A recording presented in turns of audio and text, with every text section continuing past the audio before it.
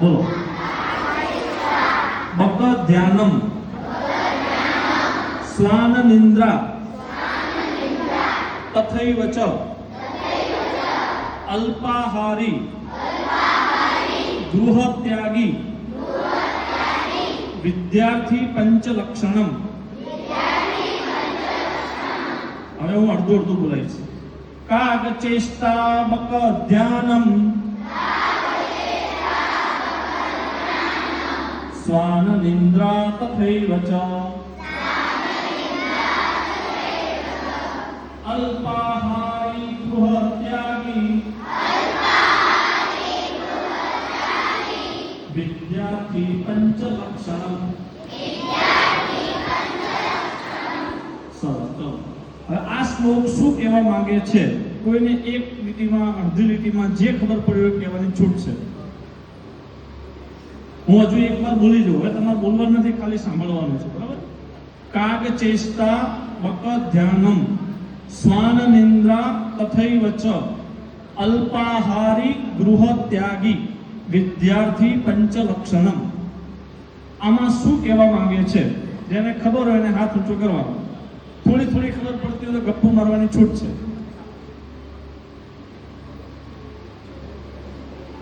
લક્ષણો હોવા જોઈએ એનું આ સુભાષિત છે. હવે આનો કોઈને એક પણ અર્થ ખબર પડ્યો હોય તો કહીએ. એક ગુણ કહેવાનો, એક જણે એક જ બોલવાનું. નતર પછી છેલ્લે હું કહીશ કાગળ. યાદ રહ્યું ને? કાગ ચેષ્ટા બક ધ્યાનમ એટલે શું? બક ધ્યાનમ. પછી સ્વાન. સ્વાન એટલે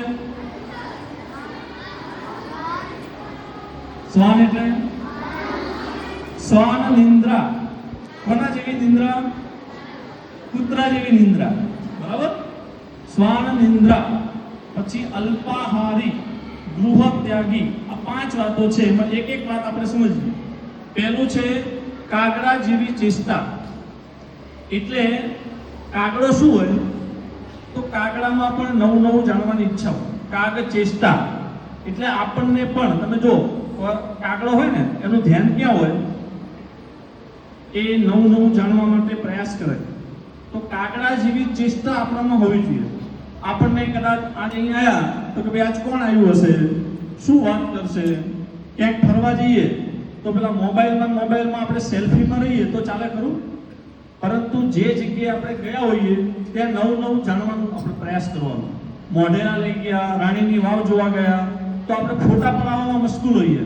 પણ આ રાણીની વાવ કોને બનાવી, કયા સમયે બનાવી, કેમ બનાવી, મોઢેરાનું મંદિર ક્યારે બન્યું, કઈ દિશામાં એનું મોહ છે, તો એ આપણે જાણવાની ઈચ્છા એટલે કાગડામાંથી શીખવાનું. બક ધ્યાનમ. તો બગલા જેવું શું હોવું જોઈએ? આપણું ધ્યાન. આપણું ધ્યાન શેમાં હોવું જોઈએ?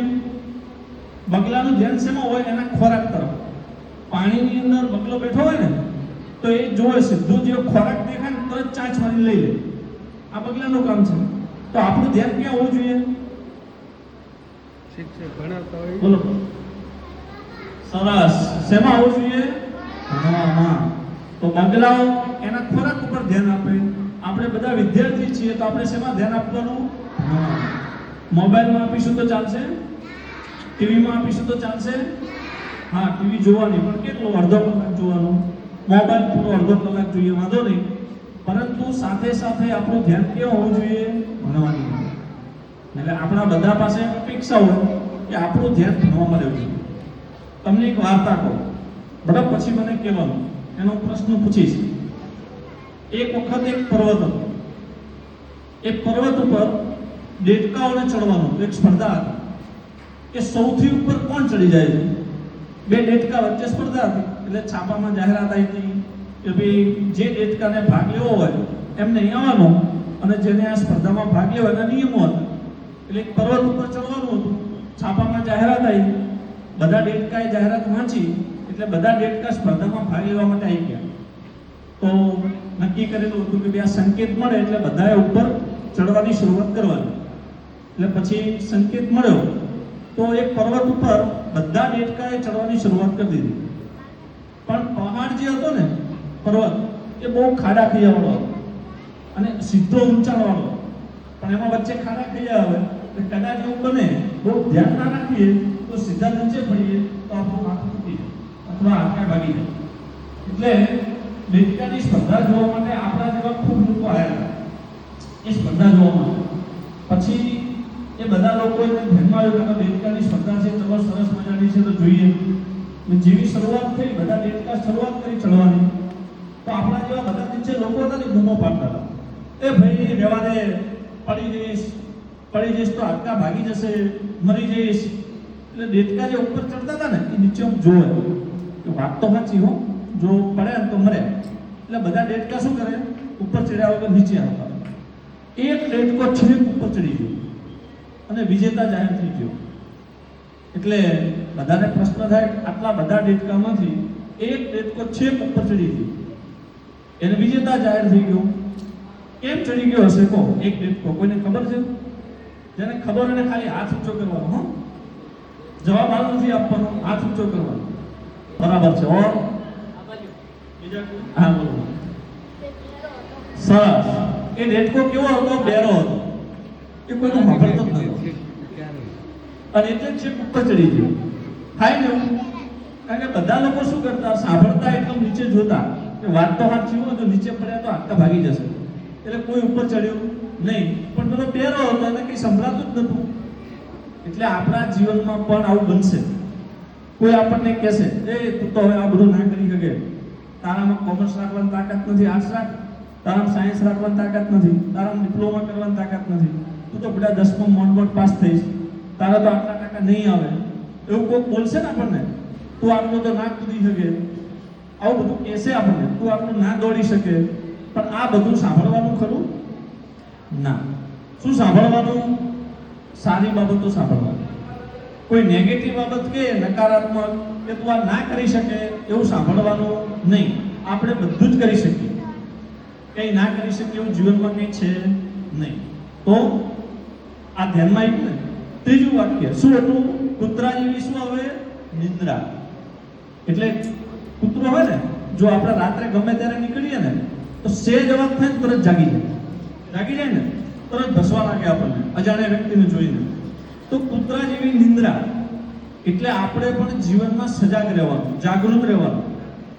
કદાચ આપણો મિત્ર હોય કોઈ, એ આપણને એમ કે ભેગનેલા રખડવા ભણી કેટલું ભલું થયું હોય તો સંભળાય ખરું? આપણે શું કરવાનું? જાગૃત રહેવાનું.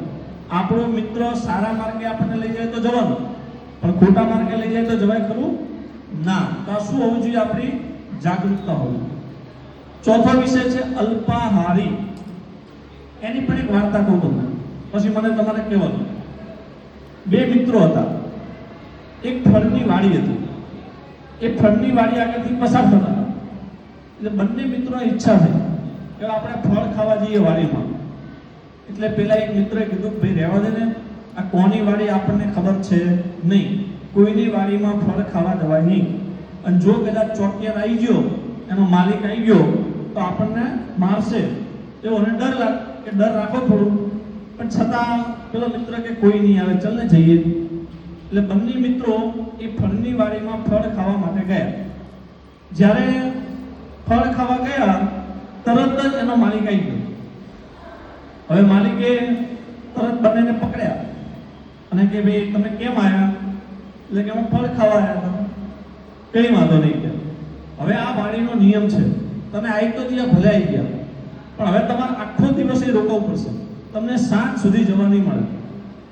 પેલા બે મિત્રો તો રાજી થઈ ગયા કે ભાઈ આપણે તો ખાલી 5 મિનિટમાં ફળ ખાઈ જતા રહેવાના હતા, આ ભાઈએ આપણને શું કીધું? આખો દિવસ અહીં રહેવું પડશે. એટલે બંને મિત્રો આખો દિવસ ત્યાં રહ્યા. એક મિત્રએ શું કર્યું? બધા ફળ ખાધા, કેરી, ચીકુ, જાંબુ, જેટલા પણ ફળ કહેવાય બધા ફળ એને આખા દિવસમાં ખાધા. બીજા મિત્રએ શું કર્યું? આખી ફળની વાડીનું નિરીક્ષણ કર્યું. કયું ફળ કેટલા સમયમાં ઉગે, એને કેવી માટી જોવે, એને કેટલું પાણી પીવડાવવું પડે, કઈ ઋતુમાં શું થાય, એ બધું નિરીક્ષણ કર્યું. બંને મિત્રો ઘેર ગયા. એક મિત્રએ શું કર્યું હતું?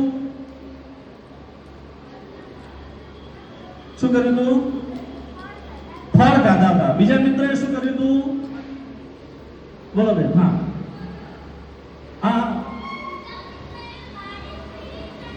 વાડીનું નિરીક્ષણ કર્યું હતું. સરસ.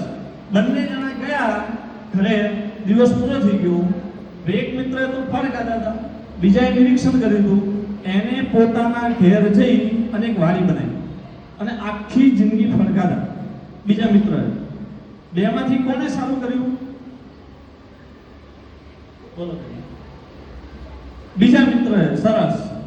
તો જો આપણને બધાને સમય સરખો મળવાનો છે. બધા પહેલા ધોરણમાંથી 10મા ધોરણ સુધી તમે જશો ને, સમય તો બધાને સરખો મળવાનો ને. આ સમયમાં આપણે શું કરવાનું આપણે નક્કી કરવાનું. ખાઈ પીને મજા કરવી કે આપણે જે ભણીશું, કંઈક જ્ઞાન પ્રાપ્ત કરીશું, એવું જ્ઞાન પ્રાપ્ત કરવાનું પછી પણ આપણા સમય પછી પણ કામ આવે 10મા પછી. નકર કેવું થાય કે 10મા સુધી ભણ્યા અને ખાઈ પીને મજા કરી તો એનો લાભ થશે નહીં.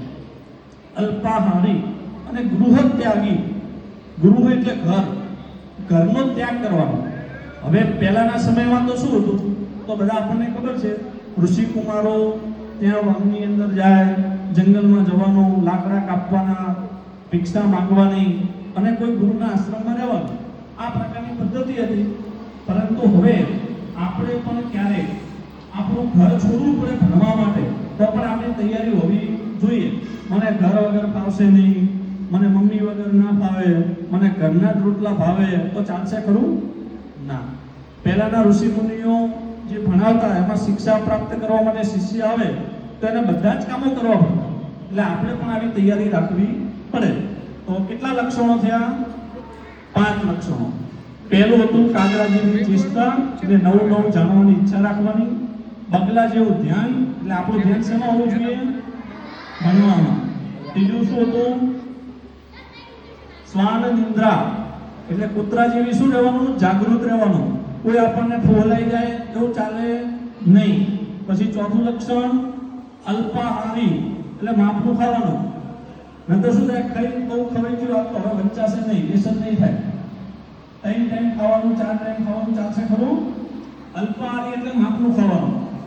એટલે કે ભણવામાં ઊંઘ આવે તો ચાલે નહીં. અને છેલ્લું લક્ષણ ગૃહ ત્યાગી, ત્યારે ભણવા માટે બહાર જવું પડે તો આપણે શું કરવાનું? તૈયાર રહેવાનું. બરાબર? 5 લક્ષણ યાદ રહી ગયા? 5 યાદ રહી ગયા ને? સારું. આજ તો હું પૂછતો નથી, પણ તમારા કોઈ ક્લાસ ટીચર હશે, વર્ગ શિક્ષક, એ તમને 1-2 દિવસ રહીને પૂછશે કે વિદ્યાર્થીમાં 5 લક્ષણ કયા હોવા જોઈએ. બરાબર? તો યાદ રહેશે.